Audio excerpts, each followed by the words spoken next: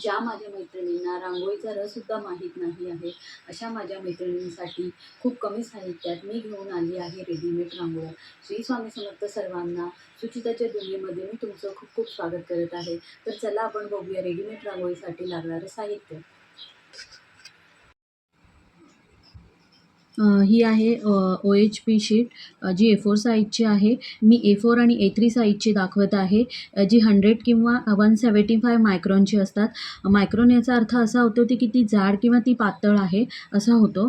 त्याच्यानंतर हे जे सर्व मटेरियल आहे ते तुम्हाला स्टेशनरी शॉपमध्ये खूप स्वस्त दरात तुम्हाला मिळून जाईल.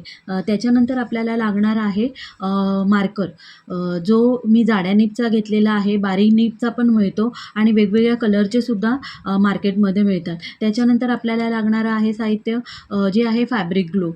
तर फॅब्रिक ग्लूचा रेशो आहे 70% ग्लू घ्यायचा आहे आणि 30% तुम्हाला पाणी वापरायचं आहे. त्याच्यानंतर आपल्याला लागणारं जे साहित्य आहे ते आहेत ब्रश. 0 नंबरचा, हा 4 नंबरचा आणि 0 नंबरचा ब्रश आहे. तुम्ही कोणत्याही नंबरचा तुम्हाला जसा आवडेल तसा तुम्ही तो वापरू शकता. त्याच्यानंतर सीझर लागणार आहे. मग आपल्याला लागणार आहेत ॲक्रेलिक कलर, जे वेगवेगळ्या कलरमध्ये उपलब्ध आहेत. तर मी व्हाईट कलरचा घेतला. तुम्हाला जो कलर आवडेल त्या कलरमध्ये तुम्ही घेऊ शकता. त्याच्यानंतर आपल्याला लागणारा आहे मेन इन्ग्रेडियंट, ते आहे रांगोळ्या. तर रांगोळ्या मला ना फार आवडतात. त्याचे कलर खूप सुंदर सुंदर मिळतात आपल्याला. आणि जर ह्या रांगोळ्या तुम्ही चाळून घेतल्यात तर त्या फार सुंदर दिसतात आणि रांगोळी केल्यानंतर पण त्याचा लूक खूप छान दिसतो. जर मी केलेल्या रांगोळ्या तुम्हाला आवडत असतील तर तुम्ही चॅनलला लाईक करा, शेअर करा, सबस्क्राईब करा. थँक्यू.